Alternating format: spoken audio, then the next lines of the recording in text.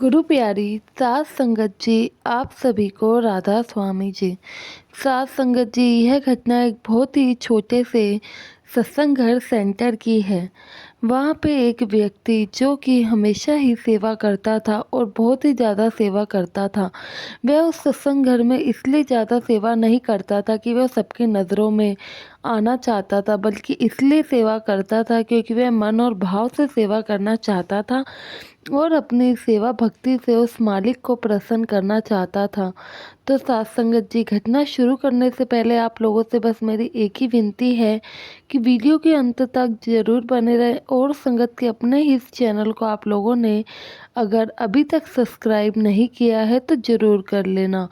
तो सात संगत जी, यह घटना अभिषेक की है जो कि सत्संग सेंटर घर में रह के सेवा करता था और डेली ही वहीं ज़्यादा समय बिताया करता था।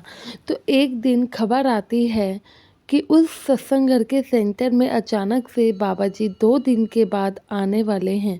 अब वह सेंटर घर तो ज़्यादा बड़ा नहीं था, पर बाबा जी वहाँ आ रहे थे तो तैयारियाँ भी करनी थी। यह खबर सभी सेवादारों में तेज़ी से फैल गई। सभी सेवादारों को बुलाया गया।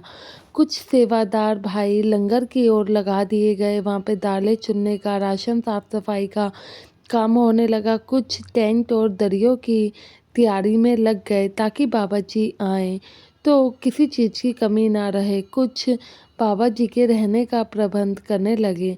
तो ऐसे ही सारी तैयारी ज़ोर शोर से चल रही थी।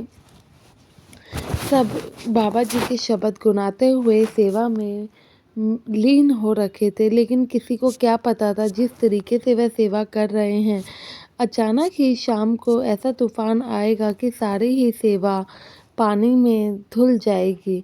तो सच बात है संगत जी, उस दिन शाम को एक बहुत ही ज़्यादा बड़ा तूफान आता है, जिसमें जो कि राशन के लिए साफ़ सफाई किया गया था, राशन की दालें साफ़ की गई थी, उसमें आंधी तूफान के कारण दोबारा से मिट्टी भर गई। जो टेंट और तंबू दरिया संगत के बैठने के लिए लगाई गई थी, वह भी आंधी तूफान से उड़ने लगे। मतलब कि पूरा का पूरा सत्संग घर मानो कि 1 मिनट में क्या से क्या ही बदल गया हो। अब सभी सेवादार परेशानी में आ गए क्योंकि एक ही दिन बाबा जी के आने में बचा था। उन लोगों को सत्संग घर में तैयारियां भी करनी थी और संगत की भक्ति का मान भी रखना था, क्योंकि अब बाबा जी कहीं जाते हैं संगत तक तो यह खबर पहुंच ही जाती है और संगत भी बाबा जी के पीछे पीछे वहां तक पहुंच जाती है। तो सात संगत जी, एक जो वो सेवादार भाई था जो बिना ही किसी भाव के, बिना ही स्वार्थ के भक्ति किया करता था, वह इतने आंधी तूफान में भी जुटा रहा। सभी सेवादार एक शेड के नीचे जाके एकत्रित हो गए, लेकिन वह भाई बारिश आने पे भी वहाँ का पानी साफ करता रहा ताकि जो कि पानी है ज़्यादा जमा ना हो और साथ ही साथ निकल जाए। वह भाई बिना ही थके, बिना ही हारे सेवा लीन में लगा रहा। जो सेवादार भाई थे वह तो एक पल के लिए बैठ भी गए थे, लेकिन जो वह भाई था वह नहीं बैठा, क्योंकि वह जानता था उसके मालिक ने आना है। और उस सेवादार भाई को सब सेवादार भाई ये देखकर सोच रहे थे कि यह भाई इतनी सेवा कैसे कर रहा है। आखिर कहीं ये बाबा जी को दिखाने के लिए तो इतनी सेवा नहीं करता है। फिर दूसरे सेवादारों ने कहा, नहीं भाई, ये बाबा जी के पास ही रहता है, यहीं सत्संग घर में रह के सेवा किया करता है, इसको सेवा करना अच्छा लगता है। ये अभी हमें दिखाने के लिए नहीं, बल्कि अपने सद्गुरु के आने की स्वागत और उनकी खुशी में ही ये सेवा कर रहा है। तो सात संगत जी, उसकी जो निष्ठा थी, उसका जो मतलब भाव था, वह एक ही दम साफ था। जब बाबा जी आते हैं तुरंत ही आते ही उस सेवादार भाई से मिलते हैं और उस सेवादार भाई का शुक्राना भी अदा करते हैं। कहते हैं कि बेटा, ये होता है असली और सच्ची सेवा का भाव। मैं ये नहीं कहता हूँ अगर तुम थक गए हो तो तुम तभी सेवा करो, लेकिन तुमने कभी भी किसी स्वार्थ के सेवा नहीं की। इतनी परेशानी आने पे भी तुम सेवा के लिए नहीं रुके। यही चीज़ तो मालिक क्या मांगता है। तुम निस्वार्थ कोई भी काम करते हो, मन में सच्चे भाव से काम करते हो, तो वह काम क्यों नहीं सफल होगा।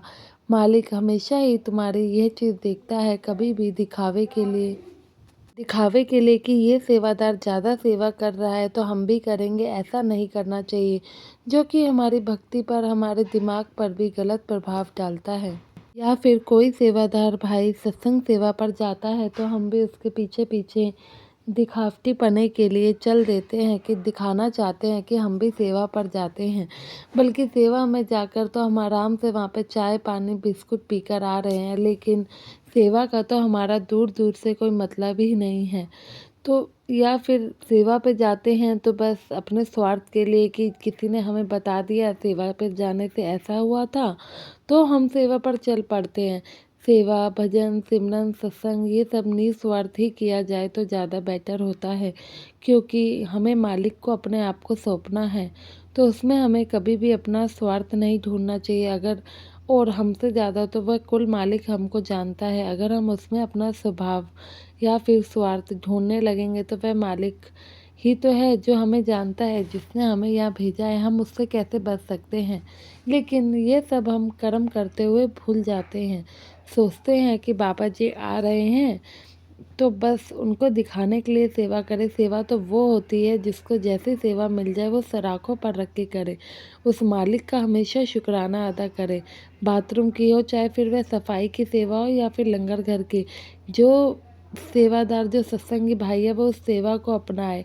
यह सोचे कि मालिक ने हमें सेवा करने का मौका दिया है, बल्कि उसमें कमियां निकालने के बजाय कि यार मुझे ऐसी सेवा क्यों मिल गई, मुझे ये वाली सेवा मिलनी चाहिए थी, तो वह चीज़ हमारे कर्मों को नहीं काटती है। मालिक भी यही देखता है कि यह तो अपने कंफर्टेबल जोन के लिए ही सेवा कर रहा है, यह तो अपने स्वार्थ के लिए ही यहाँ पे सेवा करने आया है।